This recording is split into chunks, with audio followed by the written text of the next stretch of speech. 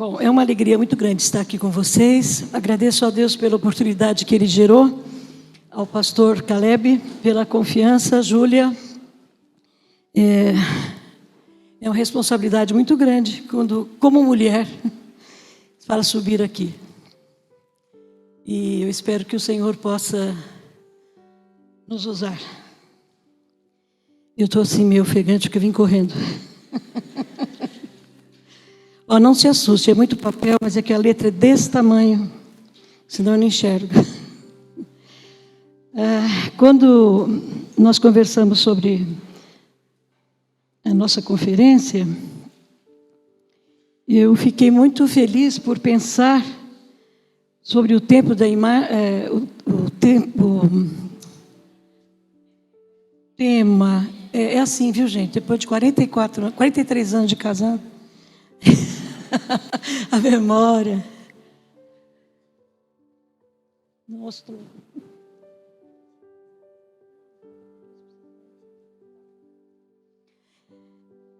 Eu fiquei muito feliz sobre a imagem e semelhança dele, porque é uma coisa que alegra os nossos corações quando nós pensamos que temos uma imagem nesse mundo. O artista, no meu caso, né, vocês sabem que eu sou artista plástica, a gente estuda questões da imagem. O que pintar, o que desenhar, como expressar a imagem de alguma coisa. Seja um objeto, uma maçã, uma flor, um rosto. Como fazer isso? Imagem realmente tem uma responsabilidade. Obrigada, querido. Que benção. Porque eu ando com meu joelhinho, mas não tanto como da criação, já está um pouquinho gasto, mas é isso. Voltando à imagem, nós temos uma responsabilidade como imagem. O que eu passo como pessoa? O que eu transmito para você quando eu estou aqui agora? Né? O que você vê através de mim? Isso é uma imagem. E muitas vezes a gente não está de acordo com o projeto da imagem que Deus planejou.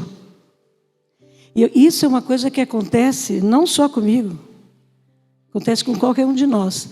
Nem sempre nós estamos de acordo.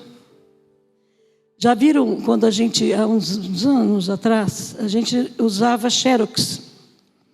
Lembra que às vezes a tinta estava fraca, a imagem saía estranha? Né? Às vezes até arrastava a tinta. Assim. É mais ou menos isso que eu fico imaginando em questões de imagem e semelhança. Porque muitas vezes não está perfeita. Mas nem por isso, e graças a Deus, porque Deus é diferente de nós, Ele nos pega, amassa e joga no cesto. Nós fazemos assim, a gente ou escreve ou desenha, o que a gente faz? A gente amassa, quando não está bom, e joga fora. Deus não. E eu queria lembrar para vocês sobre isso, como aconteceu lá no paraíso. Todo mundo aqui sabe, tenho certeza. Mas eu quero chamar a atenção sobre Adão e Eva, de como eles viviam no paraíso, naquela plenitude total.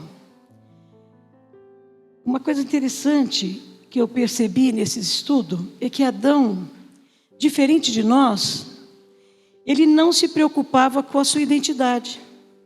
Eu não li ainda em Gênesis que Adão se preocupava se ele era Adão, se ele tinha filhos ou não, se ele tinha mãe ou pai. A gente não vê Adão fazendo perguntas nesse sentido. Ele apenas era Adão. E logo depois veio Eva. Então eram Adão e Eva e Deus. Era uma trilogia perfeita. Adão, Eva e Deus. E isso nos faz pensar também numa coisa muito interessante. Como eram só eles, para Adão e Eva não havia o outro. Era só Adão e Eva. Era Eva e Adão. Adão e Eva e Deus. Não existia vizinho, não existia parente, não existia amigos, nem os que não gostam muito. Então a gente consegue imaginar que eles viviam em perfeita plenitude. Porque qualquer coisinha que existia entre eles já iam para o pai, né? Senhor, Eva hoje não fez um bom arroz, como é que o senhor me ajuda? Ou coisas do gênero. Então resolvia, porque não dava tempo. Também não tinha essa necessidade. Só que de repente, no meio dessa plenitude toda, e a gente sabe disso, surgiu o quê? A grande contradição do universo. Uma grande contradição. Um grande contraste. Onde tudo estava bem, começou a acontecer o não estar bem. E a gente sabe na história de Gênesis, tudo o que aconteceu. E eu queria destacar uma situação. Vocês conseguem imaginar Adão se sentindo culpado, porque não explicou tudo direitinho para Eva? Adão não estava preocupado, como eu disse no início, sobre a questão de identidade. Ele achava que era ele e Eva e pronto, e está tudo bem. Ele não estava preocupado com isso. Mas ele não sabia, até certo ponto, que existia uma outra figura no meio do jardim. E é isso que eu queria chamar a atenção, porque essa questão vai permear a nossa historinha, a nossa conversa hoje. Deus vem visitá-los como era de praxe, 5 horas da tarde. Eu diria que Deus gostava de um cafezinho, né, ou um chá inglês. Então ele vinha tomar um chá com os dois, para bater a meta. Você trabalhou direitinho hoje? Quantas maçãs você colheu? Quantos nomes você nominou? E eles trocavam ideia. Só que quando Deus chega, ele percebe que tinha alguma coisa no ar, que não estava funcionando. E ele diz assim para Adão: onde está tua mulher? Onde está Eva? E naquele pedaço de tempo, eu creio que tenha sido muito curto para Deus, mas muito longo para Adão. Eva, correu. Ela sabia que alguma coisa ia pegar. Então Eva se escondeu. E Deus então começa a conversar com Adão. Adão, eu não avisei para você que não era para tocar na árvore do conhecimento do bem e do mal? Adão já tinha tanta certeza que ele havia errado, que a gente pode imaginar Adão em prantos no chão, pela primeira vez. Ele nunca havia chorado. De repente, o canalzinho da lágrima abriu e Adão começou a chorar. E começou a dizer: ai, o Senhor me perdoa, o Senhor me desculpa, o Senhor isso, o Senhor aquilo. E Deus falava para ele: Adão, eu avisei. E Adão se torturando, não sabia mais o que fazer, um desespero. Eu posso imaginar, gente, ele nunca tinha vivido isso. Tudo para ele estava bom. Estava tudo em ordem. Até uma mulher bonita, ele ganhou. Estava tudo jóia. E de repente ele passa a ter um sentimento que ele não conhecia. Pense você, quando a gente percebe que vai acontecer alguma coisa ruim, a gente já fica tremendo, gelado, né? Não sabe o que eu faço, falo ou não falo, conto a verdade, o que vai acontecer comigo. Ele não sabia disso. Então você imagina que esse sentimento dentro dele foi um negócio muito esquisito. Mas ele se prostrou ali, eu imagino que se ele pudesse, ele abraçava Deus ali e dizia: olha, o que eu vou fazer? E passando mal. Ele diz: Senhor, não mata Eva, porque o Senhor disse que se fizesse isso, ia ter um problema. Ai, não leva ela embora. E Deus disse: mas calma, Adão, eu posso te dar outra Eva. Ele disse: mas eu não quero outra. Eu gosto dessa. Vocês conseguem imaginar isso? Isso não está na Bíblia. É uma maneira da gente conversar, começar a conversar sobre a nossa identidade. E Adão está lá. Mas eu gosto é dela.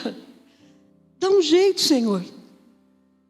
Então Deus diz para ele: eu sei que você a ama, Adão. Não é necessário que você fique tão preocupado. E ele diz: ai, mas eu posso morrer no lugar dela? Senhor, eu morro no lugar dela, então. Mas deixa ela viva. E Deus diz para ele: calma, Adão. Sabe por que eu estou falando isso? Fique calmo. Existe outro que vai morrer no lugar dela. E acabou a história. Entenderam? Então Adão e Eva sentiram na pele o que a gente já sabe, que Jesus morreu por causa desse dia. E aí vem a nossa pergunta: Nina, o que tem a ver isso com feminilidade? O que tem a ver é o seguinte: o que significa feminilidade? De forma geral, feminilidade é uma qualidade, ou um caráter, ou uma atitude de quem é feminina. Lógico, né? O homem nunca vai ter feminilidade dentro dessa questão. Não, homem é homem, mulher é mulher. Então, o ser feminino é caráter da mulher. E atitudes femininas também formam as características que a gente olha e diz: essa é uma mulher. Ela tem X características, ela tem um cabelo comprido, ela tem um vestido, ou uma saia, ou uma calça de mulher, enfim, ela tem características de mulher. E isso também são classificações que a gente recebe pela sociedade. A sociedade, quando eu era menina, dizia assim: menina tem cabelo comprido, menina toca piano. E eu que não conseguia tocar piano, vocês imaginam, né? Então a menina toca piano, menina gosta de poemas, de poesia, menina gosta de bordar, menina tem que fazer comidinha. E quando a gente vai crescendo, vai ficando moça, pelo menos na minha época era assim: mulher tem que ser que nem violão, cintura fina, quadril largo. Só que muitas vezes a gente não tem nada a ver com isso. Né? Às vezes a gente não tem nada a ver com o que a sociedade coloca para a gente. Mas tem uma solução. Então nós temos que voltar de novo para o Gênesis, porque nossa conversa não vai parar de voltar para o Gênesis. Porque feminilidade bíblica está presente do Gênesis até o Apocalipse. Nós vamos ver nós mulheres desde o Éden até Apocalipse. O que muda nessa história toda, que a gente vai começar a trabalhar, é como a gente constrói, nós mulheres, uma relação com Deus. Porque Eva não deu, nem quis saber, né, coitada, ela estava tão desesperada que ela só ia correndo. Só ficou Adão para ouvir as broncas. Afinal de contas, era marido dela. Mas hoje não. Hoje nós temos um Cristo que passou pela história e que parou para conversar com a mulher samaritana. E ela mesmo disse para ele: você conversando com você judeu conversando com uma samaritana, né? Enfim, tudo começa a mudar pela questão da relação mulher e Cristo. E é muito interessante a gente acompanhar a história bíblica, assim como foi narrado aqui pelas pastoras, que toda mulher bíblica, na sua história, ela tem um compromisso. Nem todas foram falar com o rei, como Esther, nem todas foram para a guerra, mas elas tinham um compromisso.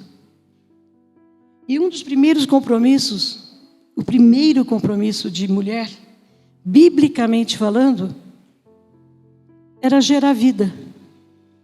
Como foi dito aqui, hoje à tarde. Eva significava semente de vida. Ou seja, Deus queria que eles procriassem, que eles tivessem filhos. E isso continuou. Em nenhum momento da história bíblica não há o desinteresse de ser mãe. A gente sabe que tem muitas mulheres que, na própria Bíblia, que não foram mães. Muitas outras, Deus deu cura e elas puderam gerar. Outras não. Mas isso também está no Gênesis, porque fazia parte de um propósito.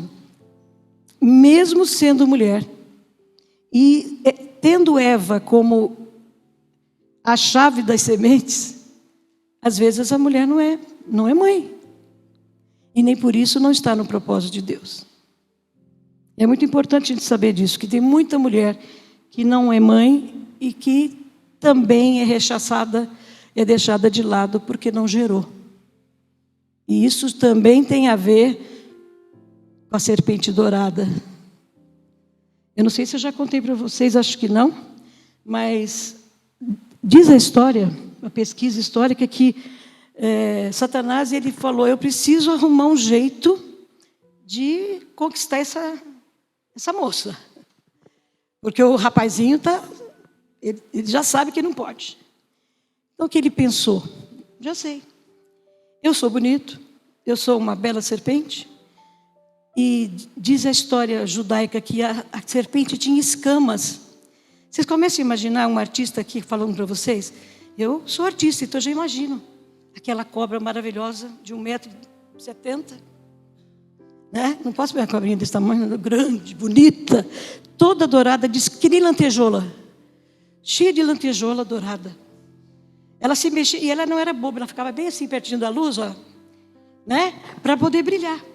Então ela se mexia, e Eva olhando, e eu imagino que ela devia ter discutido alguma coisa com Adão durante o dia, ou na noite anterior, sei lá, mas ela estava olhando aquela cobra maravilhosa, linda, dourada, aquela serpente, e a serpente se mostrando para ela, abrindo, né? Eu imagino que aqui em cima fosse um pouquinho maior, toda dourada, toda linda, maravilhosa. E a coitada da Eva caiu de papo, né? Então, o que a gente percebe com isso? Satanás não perdeu tempo. Ele foi lá e fez o que ele quis, porque ele sabia que através da mulher Deus faria maravilhas. Ele podia ter feito qualquer outra coisa para Adão. Ele não podia ter feito um ursinho de pelúcia para ele? Ele resolveu fazer uma mulher. Mas a serpentezinha também sabia.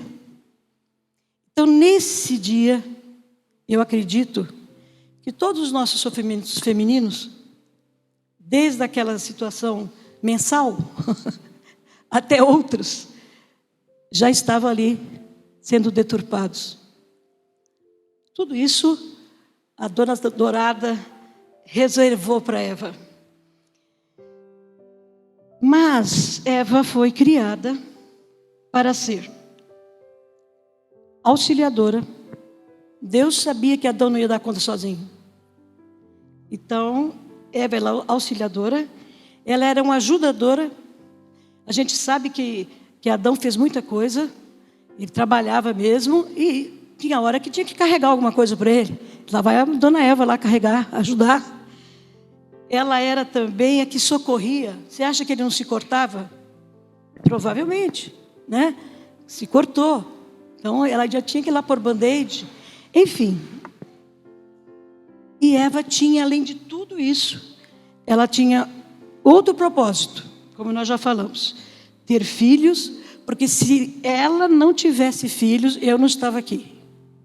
E nem vocês. Então, esse propósito de maternidade divina era um dos propósitos assim, ó, número 1. Por que isso? E agora que eu acredito que tem a resposta para todas nós quando a gente pensa, mas o que eu vou fazer para Deus? O grande propósito de gerar não é só gerar o filho ou a filha, humanamente falando, mas é gerar vidas. Eu tenho filhos que eu não gerei. Tenho vários filhos que eu não gerei. E eu tenho certeza que terei outros. Né? Então, esse gerar era um propósito básico. E Satanás achou que tinha acabado com a conversa. Mas Deus, na sua plenitude, do seu conhecimento, sua onisciência, Ele disse, não, eu sei o que eu vou fazer. E é por isso que Ele diz para Adão, outro morrerá no lugar dela. Então você veja que história interessante. Não é só apenas uma maçã desejada que estragou tudo. Na verdade, o que estragou tudo foi Satanás mesmo. Eva estava mal avisada num dia de dor de cabeça, enxaqueca. Eu tenho certeza, ela devia estar enxaquecada. Devia ter discutido com Adão. E a douradinha falou, é agora. Porque se ela estiver bem, ela não vai. Se ela estivesse pertinho de Adão, provavelmente ela não tinha caído na conversa, mas ela se afastou. E uma outra coisa que nos remete também à questão de sermos submissas. E palavrinha, não é? Ela se afastou muito de Adão. Porque não deu tempo nem de ele perceber a luminosidade da fera. Ele não estava por perto. Porque se ele estivesse por perto, ele diria, opa, é bonito, mas não deve. E foi o que aconteceu. Ela se afastou. Ela se afastou da sua missão e, portanto, da sua submissão. Porque provavelmente Adão diria para ela, ô mulher, peraí. Não, mas ela já chegou, percebe que ela já chegou pronta? Está aqui. Estou aqui para te dar isso. Maçã, uva, o que for. Não deu tempo para ele pensar. Então, tudo isso era projeto satânico para atrapalhar o projeto de Deus. Mas Deus é Deus, e Ele já sabia que haveria alguém que ia morrer no lugar de nós, todos. Assim, queridos, pensando nessa questão, a gente conclui que se alguém está em Cristo, nova criatura é. Graças a Deus que Deus não estava no escritório e não jogou fora o papelzinho da imagem que foi corroída. Ele foi um artista fiel. Ele disse, eu sei o que eu desenhei, isso não fui eu que fiz.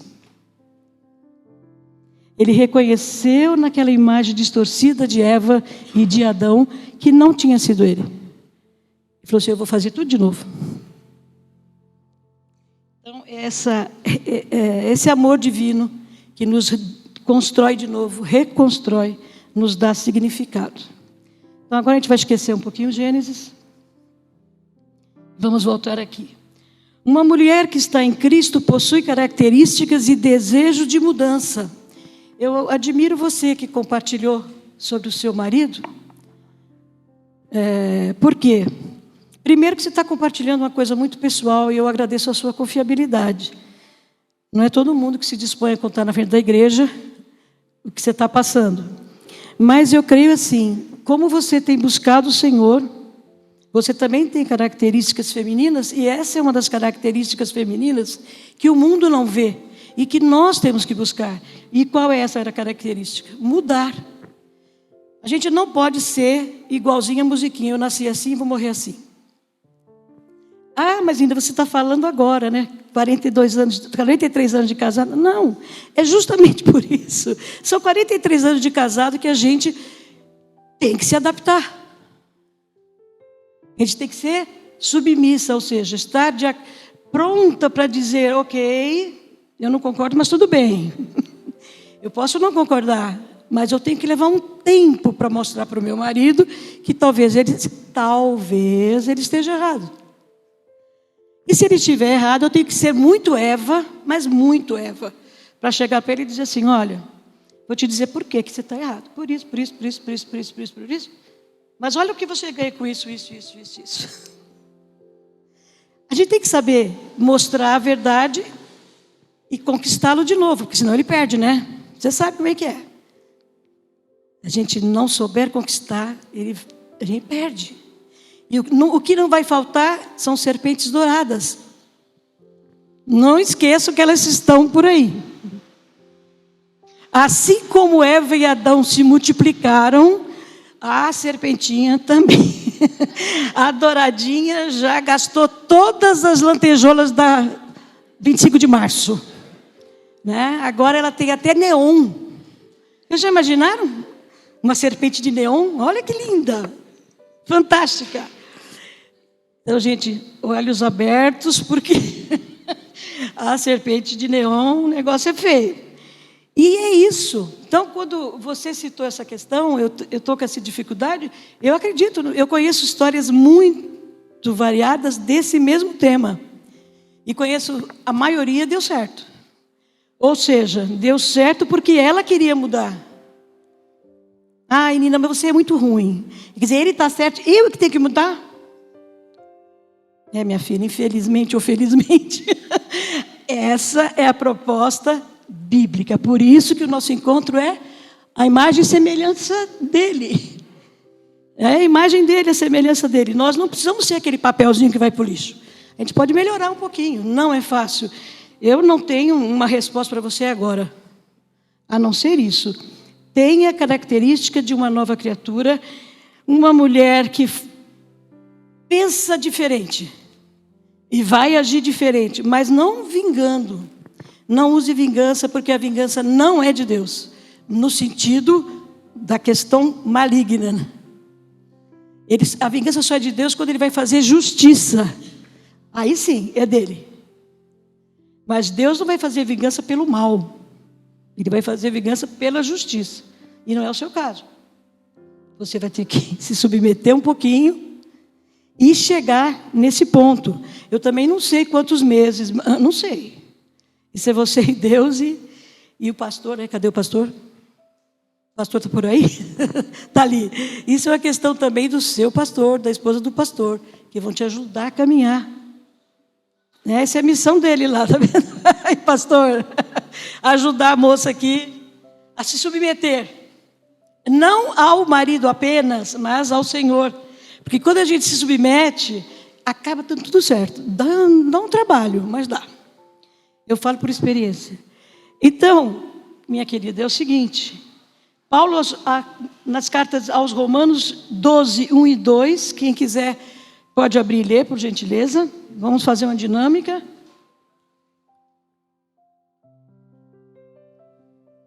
Romanos 12, 1 e 2. Alguém leva o microfone lá para ela? Quem achou? No Romanos 12, 1, 2. Eu levo.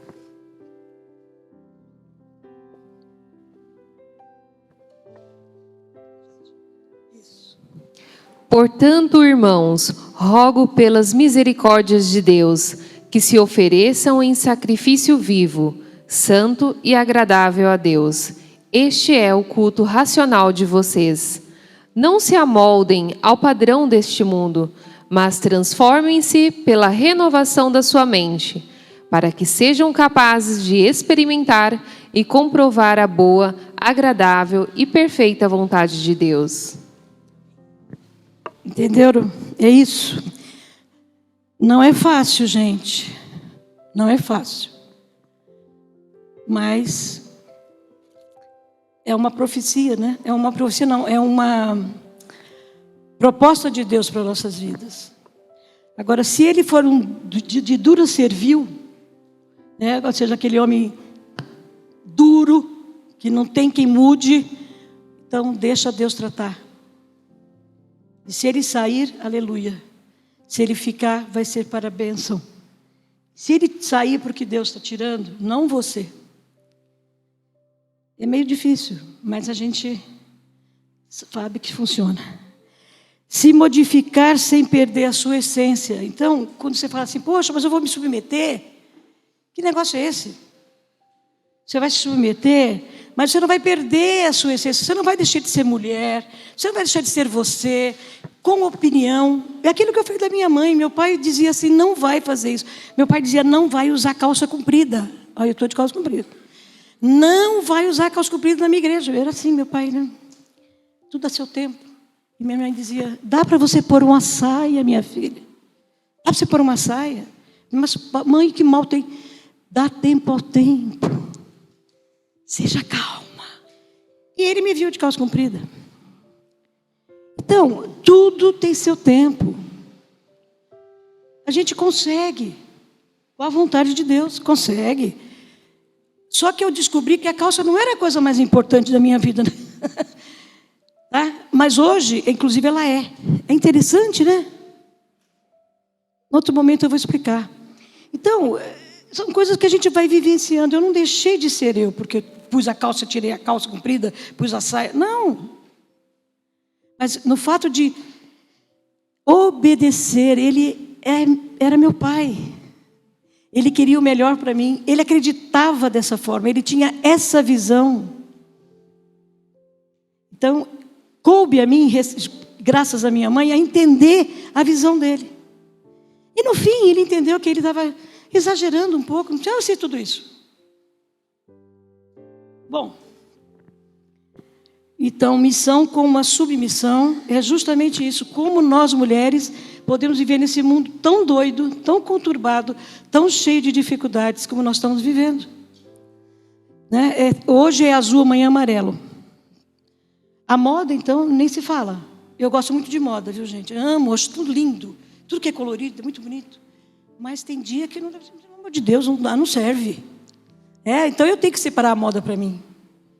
Eu tenho que saber o que combina comigo. E é a mesma coisa aqui. Eu não preciso perder a minha identidade. Mas eu posso e devo obedecer à vontade de Deus, à vontade do meu marido, à vontade do meu pastor. Sabe por quê? Porque se o pastor estiver enganado, quem vai conversar com ele é você? Não. Quem vai conversar com ele é Deus. Não é? Então, se submeter à autoridade é problema, somos nós que temos que tratar. Então, uma coisa muito importante também é lembrar de algumas mulheres que marcaram a Bíblia, a história bíblica, com essa questão da feminilidade. Não deixaram de ser mulher, mas foram hiperinteligentes. Mulheres que souberam entender o que a palavra quer. O que a palavra propõe para cada uma na sua atividade humana. Como mãe, esposa, filha, solteira ou casada, não importa. Como mulher. Então, se a gente pensar em Esther, a rainha Esther, a gente vai ver que Esther pensou no seu povo. Certo? Esther se falou, não, eu tenho que ir para ajudar o meu povo. Ela se dispôs. 3 pontos importantes. Disponibilidade, nós precisamos ter. Nos dispor para entender a situação. Nos dispor para compreender. Nos dispor para vir. Eu vou vir no culto, está chovendo, caindo canivete, mas eu vou. Porque se for para ir para a casa do meu vizinho fazer uma festinha, eu também vou, então eu vou para a igreja.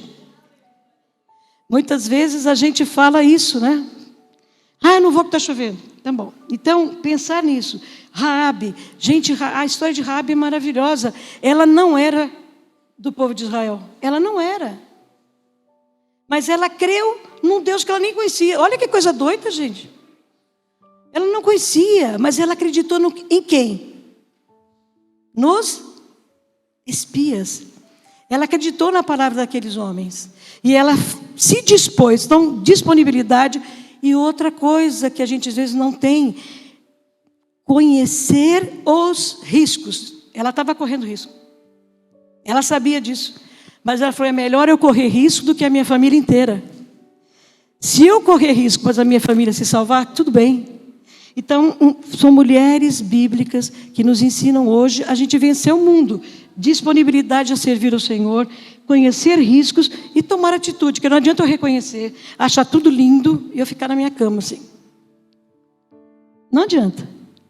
Não é, querida? Bom te ver.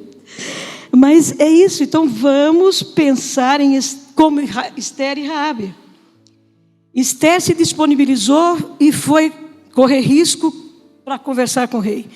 Raabe se disponibilizou a servir outro povo, creu em outro Deus, correndo risco. E agiu ao colocar o fio de lã escarlate, que já apontava para o Cristo que ela nem sabia que ia chegar. Olha que fé, né? Ela não sabia. Ela nem imaginava que ela ia ser o quê? Vamos dizer assim, para a gente entender. Ela foi mãe geradora, no sentido, ela foi primeira, estava lá no início. Ela foi a mãe da mãe da mãe que gerou Maria para gerar Jesus. Raabe, quem era Raabe? Que historinha difícil para nós, não é? Raabe era uma prostituta. Ah, mas eu não converso com prostituta. Eu não me visto como prostituta. Mas Jesus nasceu de uma origem de prostituição. Porque ele não pega o seu papelzinho e joga fora no lixo. Ele diz, não fui eu que fiz dela prostituta, foi o diabo. Então eu tenho que restaurá-la. Restaurá-la pelo amor. E aí gerando nela, através das mulheres, como Raabe, disponibilidade de conhecer os riscos e tomar atitude. Hoje nós temos que falar da salvação. Por isso, gente, que eu falei lá no início da história de Eva e Adão. Adão e Eva. Vamos continuar assim, né? Adão e Eva. Eva passou por tudo aquilo. Ela merecia morrer porque ela desobedeceu. Mas Deus disse, não, calma, Adão. Alguém vai morrer no lugar dela. Viu como é importante, como nenhum livro da Bíblia menor ou maior, do Gênesis ao Apocalipse, essa história faz um fio vermelho. Imagina um fio vermelho do Gênesis ao Apocalipse e eu e você segurando esse fio. Até chegar ao Apocalipse, para a glória e honra do Senhor. Então, correr riscos, podemos até perder amigos para falar de Jesus. E procurar uma maneira para falar dessa salvação. E a estratégia de como é que eu vou falar com a fulana que é prostituta? Como é que eu vou falar com o fulano que hoje não quer mais ser o que é? Não, eu não tenho que separar e mandar para o inferno, sabe? Existem umas coisas assim, não é, a gente joga fora. Não, eu não sei o que ele é, nem o que ela é, mas Deus sabe, e eu tenho que arrumar estratégia. Igualzinho a Esther, arrumar uma estratégia. Para terminar, os conceitos humanos, os filósofos, principalmente eles, influenciam as épocas e a cultura. Eu sou pernambucana, nasci em Recife, gosto de comer cuscuz com leite, não é verdade? Não sou assim aquela mulher calminha, não sou não. Mas eu tenho que todo dia dizer, Senhor, dá para o Senhor segurar minha... Eu tenho que segurar, né? Mas eu não pedi para ele nascer em Recife, ele deixou eu nascer lá. Então eu falo, o Senhor me ajude. O Senhor me ajude. Então, gente, sabe, a cultura nordestina é braba. Essa mulherada terrível. Vai brigar com a nordestina, não é? Né? A gente não é mole não. Mas a nossa sorte, sabe, pastora, é que a gente está no fio. Está no fio do vermelho, porque senão a coisa ia pegar. E é isso aí, disponibilidade, conhecer o risco e te segurar no fio. Vamos lá, minha filha, vamos lá. Eu não sei quem é, não tem importância, vamos junto. Lá na frente eu te explico, porque às vezes não dá tempo de te explicar de Jesus, dá? Não. Eu estou há 25 anos tentando explicar de Jesus para um grupo, que está difícil, mas eu estou falando. Né? Eu estou puxando fios. E é isso. Então, olha... Os conceitos humanos são influenciados por cada época e por sua cultura, mas não pelo pensamento de Deus. Então, está tudo bem. Como assim está tudo bem, Nina? Claro que está bem. Se tem que ser influenciado por Deus, eu estou aqui. Não é? Está mais fácil, porque eu posso influenciar. Eu posso influenciar. E uma coisa lindíssima que eu aprendi com o apóstolo Paulo. Ele veio conversar comigo um dia desse. Não, gente, peraí, não foi nada daquilo, não. Foi na Bíblia mesmo. Eu conversei com Paulo na Bíblia, por favor. Não confundam. E eu li lá que Jesus é a figura do relacionamento. Jesus é uma questão de enroscou. Ai, meu Deus do céu. Bom, Jesus é isso. Vocês entenderam o que eu quis dizer, né? Ótimo. Aleluia. Isso é ação do Espírito mesmo. Eu não consegui falar a palavra, mas ele já colocou para vocês. Jesus está ligado à transposição, sei lá, o que vocês quiserem entender, né? Ele faz esse trânsito. Pronto, olha que joia. Jesus é que nem o metrô, você entra e ele leva. Ele me entende, já só sabe o que eu estou falando. Então, é assim, ele transporta você, beleza? Ótimo. Então, Jesus, ele trata com essa questão, ele conversa com você, né? E ele é visto por Paulo como pessoa. Gente, não podia dizer assim, Jesus é gente, também é, mas Jesus é uma pessoa viva, que está aqui do meu lado, dizendo assim, essa mulher fala demais, olha a hora, Nina, ele está falando para mim. Mas é isso, temos que nos tratar, seja na igreja, seja na família, como pessoas. E o minuto está correndo, amém, tchau. Foi muito bom estar com vocês. Eu tinha muita coisa, mas não dá tempo, não tem importância. Está no tempo que Deus quis.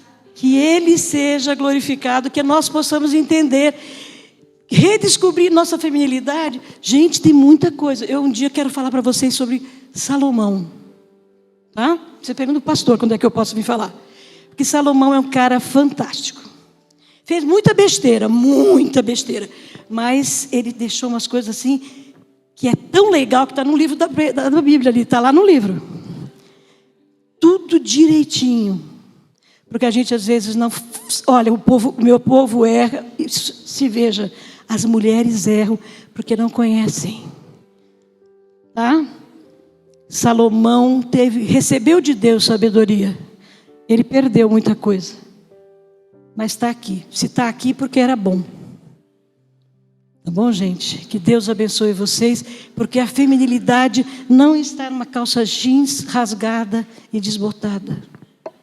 Está em muita coisa. A calça jeans faz parte. Né? A calça jeans faz parte. Você pode ser feminina de calça jeans. Mas tem limite. Né? Então é isso, meninas. Foi muito bom conversar com vocês. Que Deus abençoe. E põe uma coisa na cabeça. Parem, não sei se todo mundo pensa assim, tomara que não. Pensar que artista não gosta de Deus. Artista não sabe falar de Deus. E o artista, não é isso. A arte no mundo pode ter suas dúvidas, as suas complicações, mas ela é maravilhosa. Eu louvo a Deus por ter feito belas artes. Aprendi muito através da arte. Tá? Deus nos abençoe.